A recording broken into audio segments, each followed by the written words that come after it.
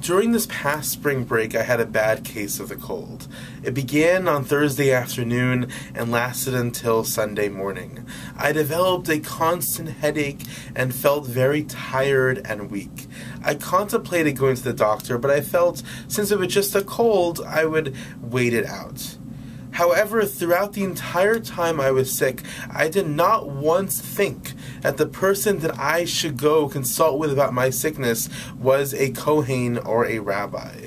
Why did I not consider visiting another rabbi or another Kohen to discuss my cold with? Why did I give weight to going to the doctor and not to my religious, spiritual, and halachic guide?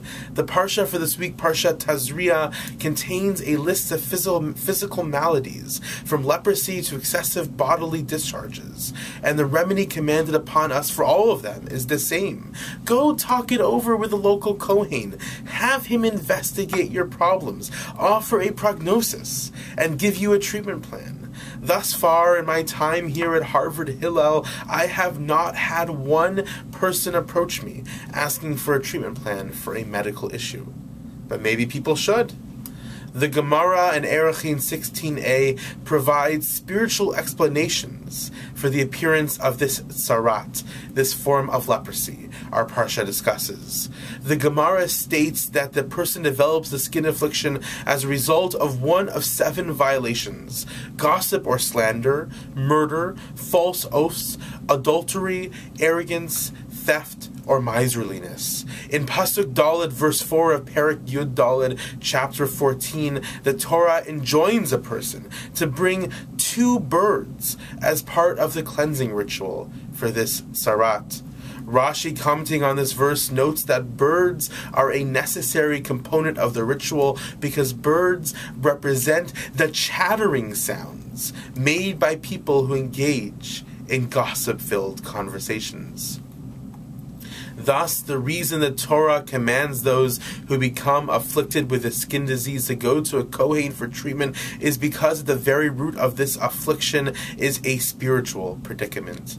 The person not only came into contact with some physical bacteria or virus, but they had sullied their very souls by the moral misdeeds they had committed. The sullying of their inner selves was so harmful that it manifested physically. The doctor is not accorded a role in this vision because ultimately the issue is not a medical one, but a spiritual one. I would venture to say, though, that for most of us today, if not all of us, we would prefer to go see a medically trained professional when we have an ailment. We would want a doctor to examine us, to offer a prognosis, and to prescribe a treatment plan. It would seem odd and misplaced to ask either a Kohen or a rabbi to serve in that role. I would argue that the Parsha of Tazria can serve as a powerful counterweight to the prevailing value of our day and age. We live in a world where every problem can be traced to its bacterial, viral, or even genetic roots. The media is full of articles today about the trends in many parts of the research community to attribute every proclivity, every interest, and every failing to a genetic predisposition. We are what our genes make us to be, they tell us. The Talmud, by attributing tsarat, the skin affliction, to a spiritual root, declares and projects a resounding no to this theory. We are not only what our genes make us out to be. We are the sum total of our biology, our upbringing, and the actions we take in this world. While we still may not want to go to a Kohen when we have a fungal infection, we may want to consider looking at situations that we are faced with a far more holistic vantage point.